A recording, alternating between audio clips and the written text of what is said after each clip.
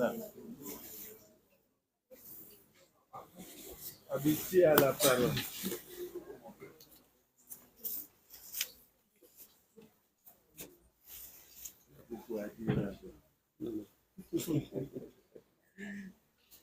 Je vous remercie, Monsieur le Président, Mesdames, Messieurs.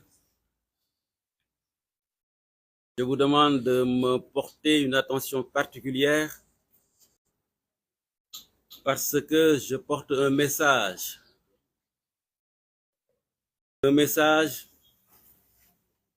de la coalition des leaders de Yewwi Askan Wi à l'endroit de nos partenaires techniques et financiers, communément appelés les bailleurs de fonds. Mais je voudrais, au préalable, faire un petit rappel historique, c'est nécessaire, certains l'ont déjà fait, sur ce fonds appelé Force Covid, qui a été créé par le président Macky Sall. Vous vous souvenez qu'il avait lancé un appel à l'endroit de toutes les forces vives de la nation et particulièrement de l'opposition. Et c'est au nom de la sécurité nationale à l'époque que Khalifa Sall, qui venait tout juste de sortir de prison, où il a été retenu pendant des années de façon injuste, et allait répondre à l'appel du président de la République. Et il avait alerté. Vous vous souvenez toujours que c'est à l'époque, au nom de la sécurité nationale, Ousmane Sonko, président du PASTEF, considéré comme l'opposant le plus radical contre Macky Sall et son régime, et allait répondre à cet appel, et il avait alerté. Vous vous souvenez certainement que moi-même, j'ai été désigné par le FRN, le Front de Résistance Nationale, qui regroupait toute l'opposition à l'époque, pour aller représenter cette opposition au comité de suivi. Mais ayant constaté que le travail n'était pas transparent, j'ai démissionné. Il faut que cela soit rappelé. C'est nécessaire, c'est utile. Parce que des fois, les gens n'ont pas tellement de mémoire, ou les peuples. Qu'est-ce qui s'est passé? Nous n'inventons rien aujourd'hui. C'est un corps de contrôle de l'État du Sénégal qui fait des révélations sur des scandales dans la gestion de ces fonds dont je viens de parler. On ne vous apprend rien en vous disant que le budget prévisionnel était de 1000 milliards et d'après ce que dit le rapport de la Cour des comptes, 789 milliards 579 ont été mobilisés. Dans ces 789 milliards et plus, nos partenaires techniques et financiers y ont participé pour 667 milliards 371, soit 84,5% du budget. Chers partenaires au développement, vous avez participé pour 84,5% au budget de Force Covid-19. L'État du Sénégal, principal concerné, n'y a participé que pour 102 milliards et plus, soit 13%. Et les volontaires, les particuliers, les chefs religieux, le secteur privé pour un montant de 19 milliards 958 millions, soit 2,5%. Et le rapport de la Cour des comptes révèle les scandales que ceux qui m'ont précédé ont énumérés. Avance de démarrage versée même avant signature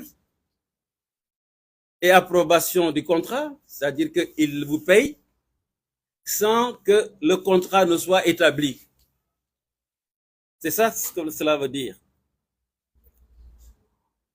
Et après, au moment de vous payer, essayez de régulariser les paiements des décomptes, ils ne déduisent pas les avances qui vous ont été irrégulièrement faites. C'est pas moi qui le dis. Ce n'est pas Ousmane Sonko qui le dit. Ce n'est pas Cheikh Tidiane Youm ni Khalifa Sall qui le dit. C'est la Cour des comptes qui le dit, qui est une institution inventée et créée par Napoléon Bonaparte. Les retraits en espèces, aussi soulignés par le rapport, et chose plus grave, des dépenses sans lien avec la Covid d'un montant de plus de 19 milliards. D'un montant de plus de 19 milliards.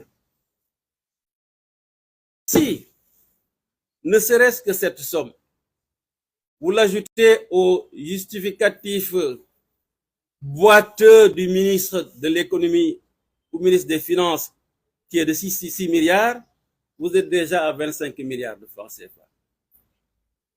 Chers partenaires au développement, voilà que le ministre à qui vous confiez l'argent que vous nous donnez, parce qu'il y a des dons, ou l'argent que vous nous prêtez, reconnaît que l'État du Sénégal a fait au moins un manquement de 6 milliards de francs CFA. Au moins, plus de 6 milliards de francs CFA.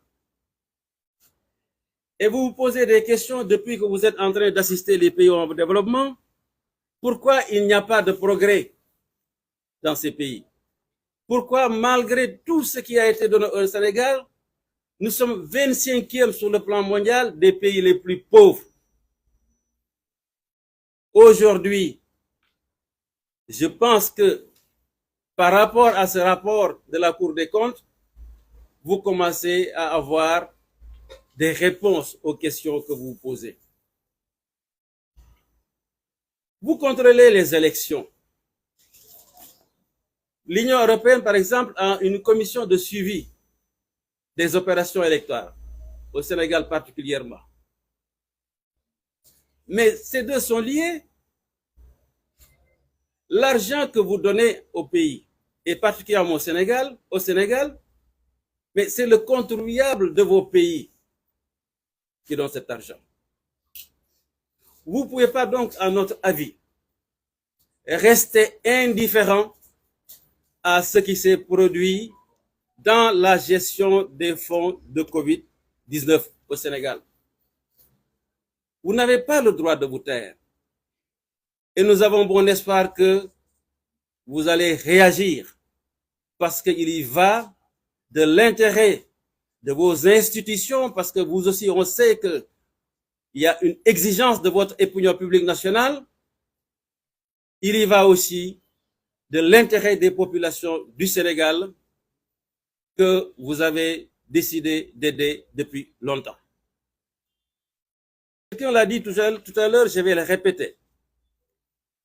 Parce que vous êtes au nombre de 13 partenaires techniques à participer au financement de ce fonds Covid. Je n'invente rien, c'est la Cour des comptes qui le dit. L'interpellation que nous faisons s'adresse par voie de conséquence à ces institutions que je vais énumérer. La KfW, qui est une institution allemande. L'État du Japon y a participé. L'AFD, l'Agence française de développement, y a participé. L'Union économique monétaire ouest-africaine y a participé. Le Fonds monétaire international, FMI, y a participé. Le 11e Fed y a participé. La BOAD y a participé. L'IDA, par le biais de la Banque mondiale, y a participé. La Banque islamique de développement est interpellée. La BAD, la Banque africaine de développement, est interpellée. Le gouvernement italien est interpellé. La BI est interpellée. La BADEA est interpellée.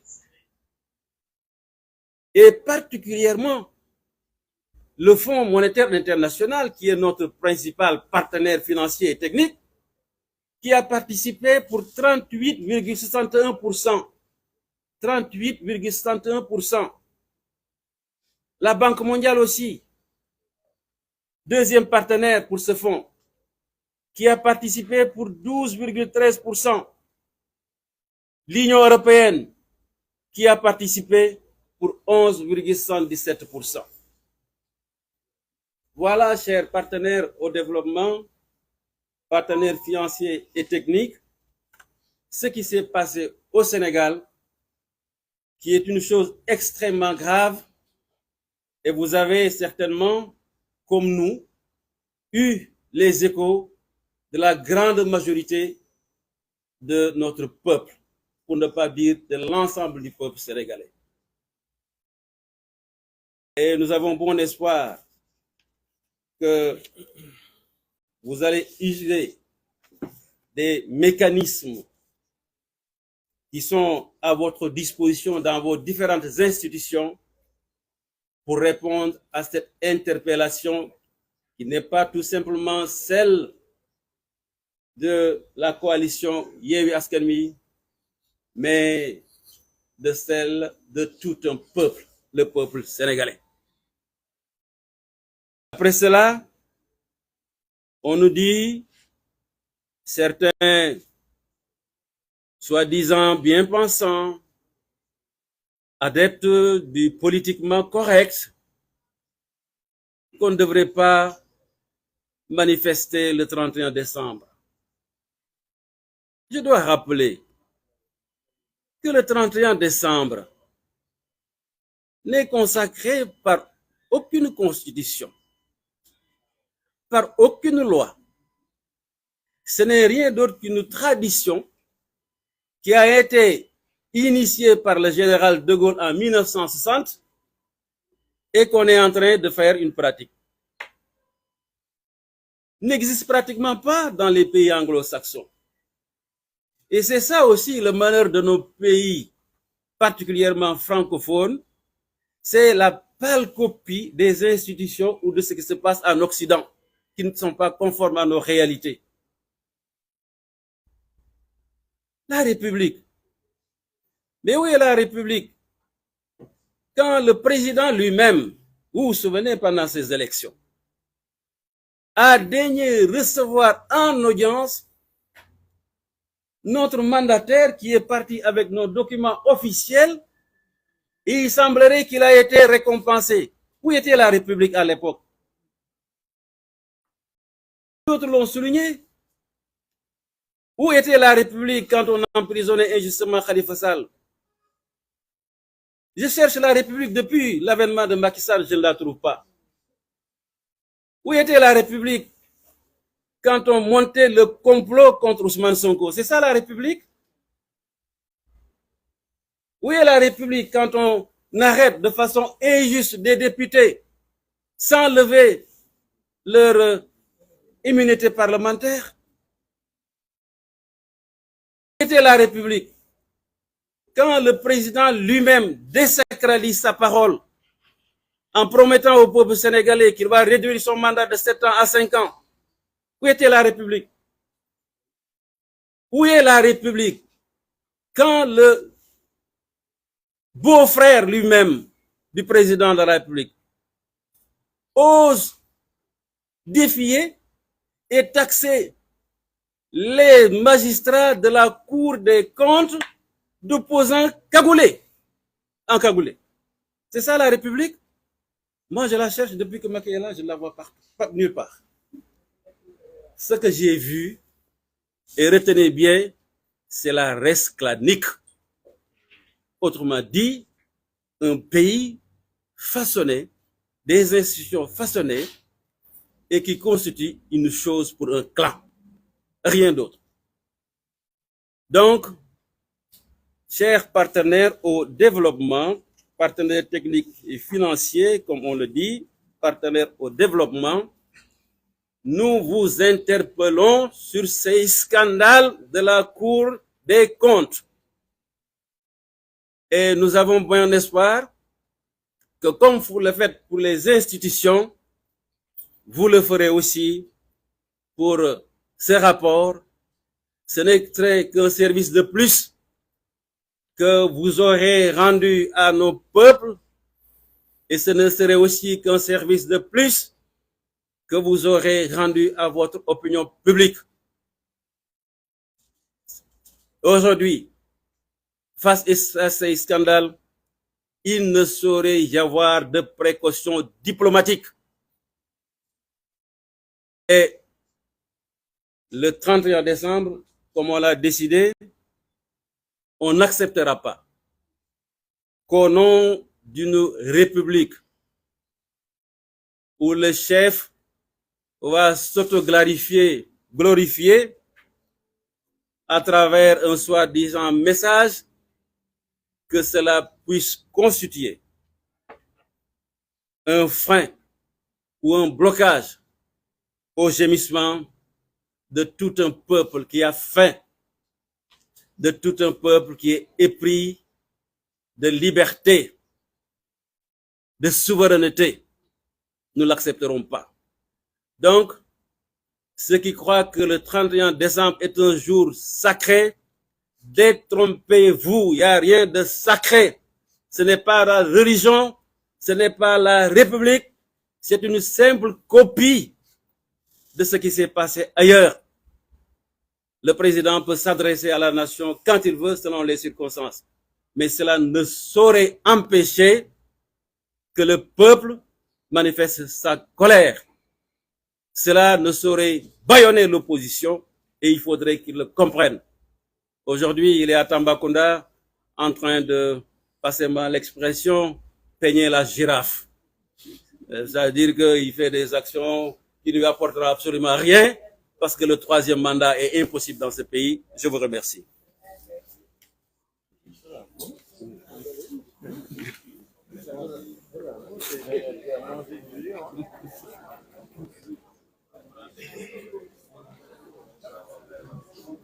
Je donne la